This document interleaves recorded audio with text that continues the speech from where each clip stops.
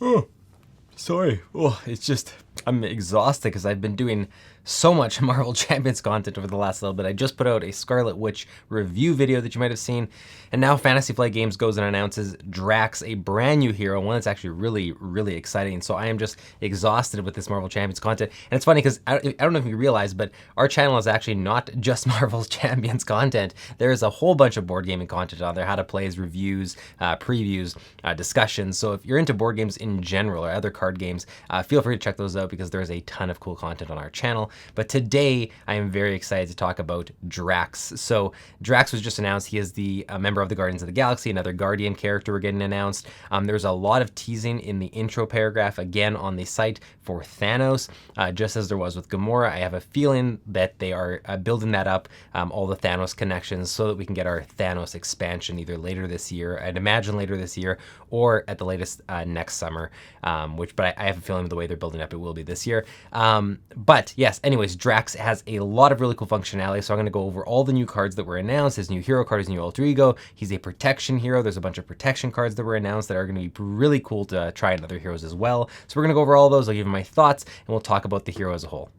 Okay, so first up, we're going to start with the hero cards. So everything about Drax really comes down to his hero ability. He's really built around his hero ability. And you can kind of think of this as in a way that sort of, he's a protection hero, but he's also an aggression hero. So it's kind of a mix of both. And while they could have gone a direction and actually done a protection and aggression hero that can have both aspects or something like that, the way they've done it and handled it is really cool. So it's a protection hero that is all about soaking up damage to be able to deal more damage, is the best way to describe it. So Drax is a 1 thwart, 1 attack, 2 defense hero that has an ability that says he gets +1 attack for each vengeance counter on him. So what's a vengeance counter? It's a response that'll add these counters to the card, and that is after the villain attacks Drax, place a 1 vengeance counter here to a maximum of 3, and if you ever cannot place a vengeance counter, so if you're maxed out and the villain attacks you, you just draw cards. You get free card draws on top of that. It also is worth mentioning, he has a pretty small hand size in hero form. It's a 4-card hand size. Obviously, we've seen this before, but it's still lower than what we would like to see normally. But he has a higher than average hit points, which is 14, so he's ready to soak up a lot of that damage. So again, Drax is all about adding these counters to this card. You want to be trying to build up those counters to the maximum so that, one, you can be drawing cards, because of his low hand size, drawing cards is obviously an important thing. On top of that, when you're at max vengeance counters, other cards in Drax's deck are going to benefit hugely from those vengeance counters, and you're going to have really overpowered abilities because those vengeance counters are there. So all of Drax, so far from what we've seen, is really built around these vengeance counters. So you're going to be wanting to take attacks from the villain. We just got a card in the last pack, Scarlet Witch, called Bait and Switch, which was a card that was 1 cost and actually allowed the villain to attack you outside the villain's turn, and then you can remove some threat from the scheme on top of that. That would be an amazing card to slot into Drax because it's already a protection card and everything, because you're queuing up a villain attack outside of his turn, and you're getting an additional vengeance counter on top of that. And if you're a protection hero, you probably have ways to deal with the incoming damage. So I know I talked a little bit extra there about him, but this is really important to really latch onto, is that so much of Drax is built around these vengeance counters. So let's go into the alter ego form. You can see the first implementation of how these vengeance counters will work in other areas as well. So Drax's alter ego form is also Drax, and it is a 4 recovery alter ego form, so one more than we normally see on average. The force response here is really cool. After you change into this form, remove all vengeance counters from Drax, but you heal 2 damage from him for each vengeance counter removed this way. So you can go to this form and not even have to use the recovery if you have vengeance counters that you're willing to lose, because as soon as you flip over to this form, you're going to lose those vengeance counters and heal a whole bunch. And if you need the recovery as well, you can end up doing like 6 heal from the vengeance counters, another 4 with the recovery. That's 10 from just your hero card alone, which is great, especially for a protection card. The hand size is 6, so 2 more than the hero side. Overall, really cool ability. It's a forced response. You have to do this. You can't choose to keep your vengeance counters and say, I'll just use the recovery this time. If you ever flip to alter ego form, you're going to lose all of your vengeance counters. So that is one downside to it, is that you're kind of limited in when you can go to alter ego form if having the maximum amount of vengeance counters is important to you, which usually it will be. But again, you're probably going to want to do this when you want to heal anyway, so you're just going to wait to that moment where you have to heal, flip over, get your big heal, and then be ready to build up your vengeance counters again. So Overall, I think this is really cool. The interaction between the both sides is really, really neat as well. Let's jump into some of Drax's cards now, and you can see how these vengeance counters work on the actual cards that come in his deck. First up, we have Fight Me Coward, which is a great name for a card, perfectly slotted in here for Drax. It's a 0-cost event, hero action, ready your hero. You know how I love cards that give you an extra ready on your hero. Ready your hero and draw 1 card, the villain attacks you. So obviously this is a great card. It's a 0 cost that gets you a free ready on your hero and drawing an additional card. Already insanely overpowered. The only downside is the villain attacks you, but in Drax specifically, who is already a protection hero and wants the villain to attack him, you could argue that's another positive, just on a lighter side. So if for a 0 cost to have 3 positives attached to it is pretty sweet. Obviously you would only use this when you can take a villain attack or when it's going to benefit you. So I would imagine that if you're in a situation where you do not want to take the attack, you're just using this as a resource anyways. Overall, this is a phenomenal card. I think this is going to be a staple in Drax's deck, and you're going to be using a lot to facilitate adding vengeance counters onto him to be able to power up your other cards. But even just readying your hero, like, because there's other ways to increase your basic attacks with his other cards, or to do other things with the hero, or if you want to do another defense after on the villain's phase for when he attacks you, readying your hero is amazing. Adding a card draw into there is incredible. So overall, a really cool card. It's just one of the another reason that I'm just super excited to try Drax for myself. Next up is Intimidation. This is a 1-cost event. It says hero action thwart, remove X threat from a scheme where X is equal to your attack. So this is another theme we'll see with Drax, is that you're using your vengeance counters and your other cards in your deck that trigger off of them to increase your attack on your hero from his base, which I think is 1. So you're going to be increasing that so that a card like this is more effective. If you haven't done that, this is a really bad card. You're paying 1 to remove 1 threat from a scheme, which is absolutely not worth it. You would never do. But again, you're going to try to time this and use it when you've increased your attack to a huge amount or as big as you can. And then for 1 to remove, say, 3, 4, 5 threat is a huge deal. And there are ways to get up to that number even higher with cards in his deck. So this is a pretty swingy card. It's not quite as exciting as the last one we talked about, and there is potential for it to be sort of a dead card in your hand if you don't have the cards to pair with it. You really need a way to increase Drax's base attack for this to benefit. Obviously, you can slot in cards as well into his deck that permanently increases attack, that, you know, become part of your kit, support cards and whatnot in play, especially if you're not playing protection. If you're playing aggression, that's a little bit easier to do. But overall, I think this is a really high potential card.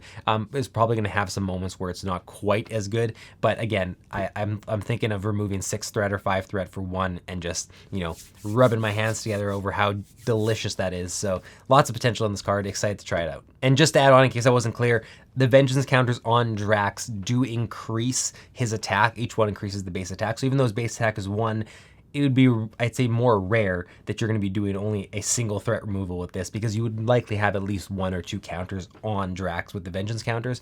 So if you're at the max and have 3 vengeance counters, you're having a base attack of 4. Removing 4 thwart for 1 is obviously amazing, but there's gonna be ways to increase your attack even more beyond that, so you could potentially be doing, you know, 5 or 6 with this. So that's sort of the potential with this card. It's not quite as hard to accomplish because of the vengeance counters boosting your attack, but again, there are gonna be times where you just happen to have none, you have this in your hand, and it's gonna be more of a resource than anything else, because removing 1 threat for 1 is just not worth it. Okay, next up, really cool card. I'm excited to talk about this one. This is Knife Leap. Obviously, Drax is famous from the movies, especially from his little knife leap ability and slamming the knives into the back of different guys. This is a 3-cost event. Reduce the cost to play this card by 1 for each vengeance counter on Drax. So again, this is a 3-cost that can be free if you have the full vengeance counters on Drax, and often you're going to have at least 1. So this is very often going to be a 2-cost or a 1-cost or free. That won't be that hard for you to accomplish. The hero interrupt ability is when you make a basic attack, you get +5 for that attack, and that attack gains overkill and piercing.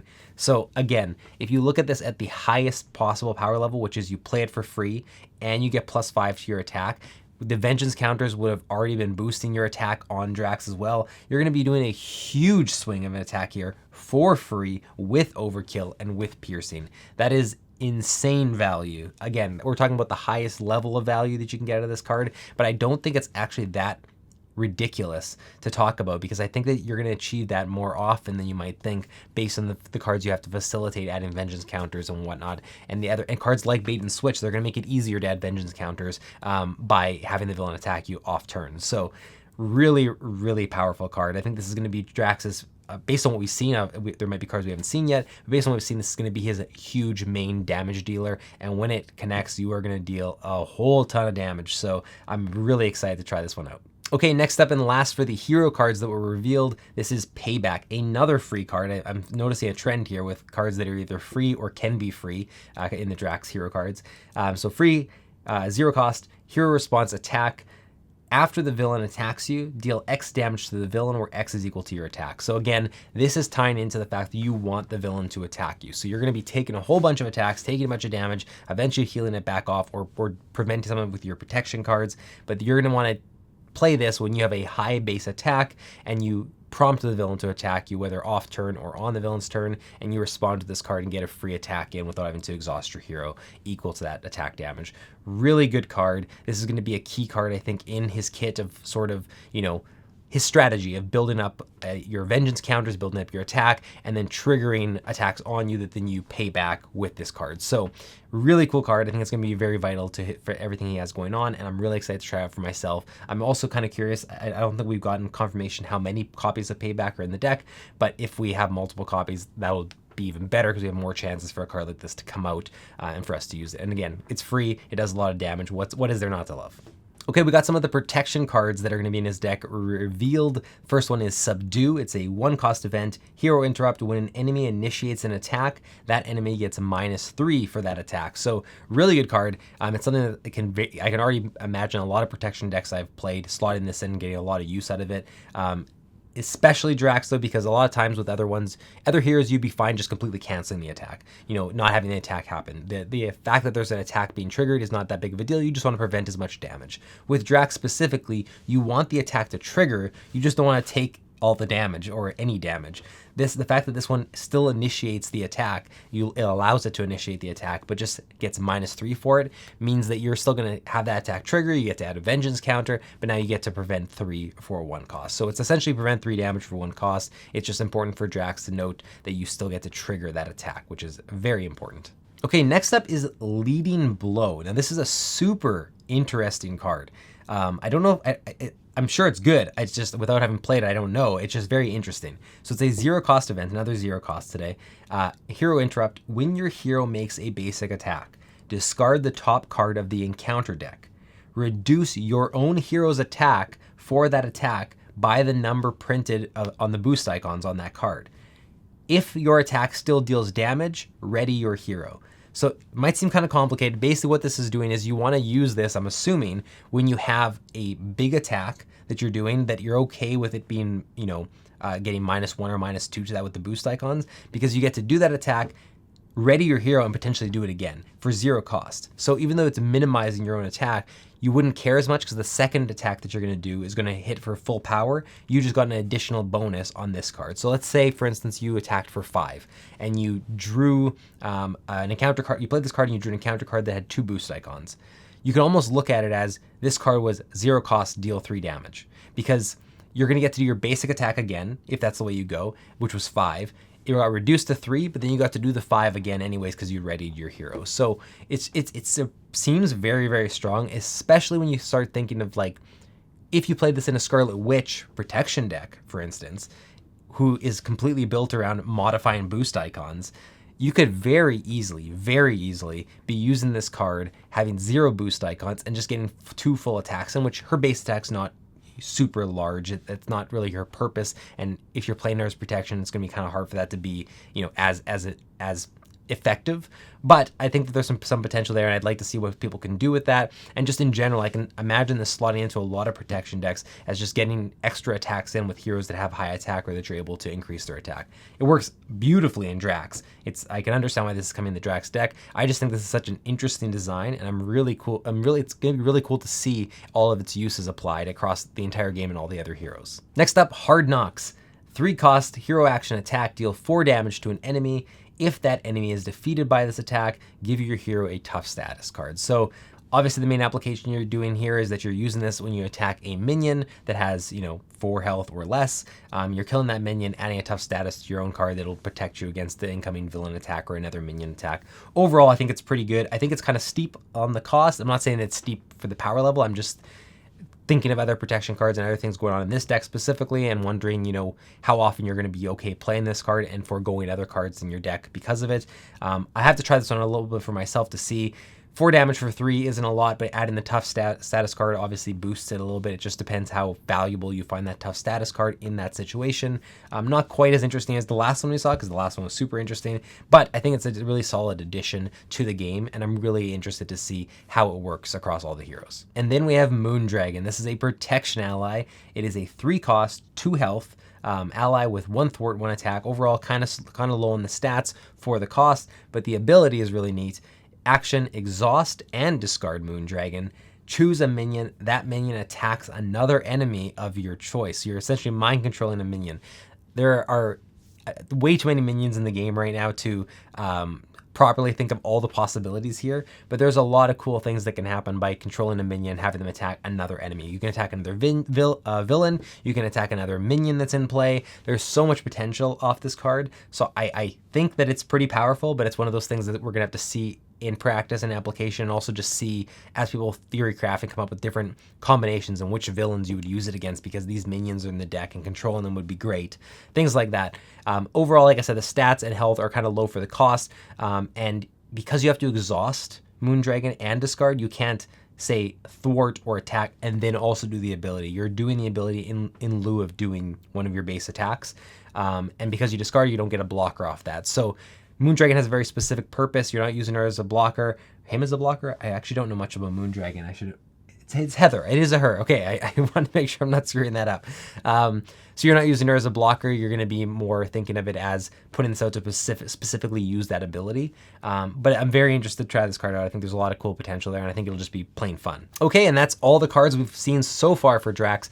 Honestly, I am really excited to try Drax. I am probably more excited now to play Drax than I am a Star-Lord or Gamora. And it's not just me, it's the newest hero, I'm really excited. I just think that Drax's playstyle is super, super fun looking. Like, based on the way I enjoy playing this game, and dishing out tons of damage and like really being that powerhouse, to be able to do that in a protection hero is immensely appealing to me, because I've wanted to play more protection heroes. I've wanted to get better at playing protection heroes. It just doesn't always gel with my playstyle. This is almost a hero that seems built for me. I can have really solid protection, utilize a bunch of the protection cards that I've collected that I don't use nearly enough, and also be this huge damage dealer that has this, puzzle you have to deal with still. How do I get the vengeance counters I need? How much damage am I willing to take from the villain? When do I flip to Alter-Ego and heal a whole bunch? There's tons of potential here, and it's one that just completely fits with what I love so much about playing heroes in this game, that I am super pumped. We have to wait till June for this one. We're getting 2 in May, but this one is coming in June.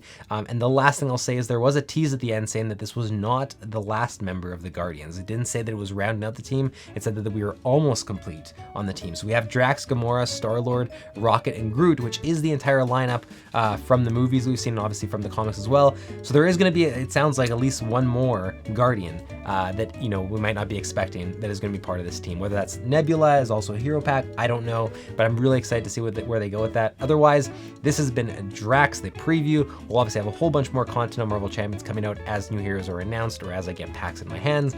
The Galaxy's Most Wanted is coming in April. We'll have a whole bunch of content on that. Thanks so much for watching. See you in the next one.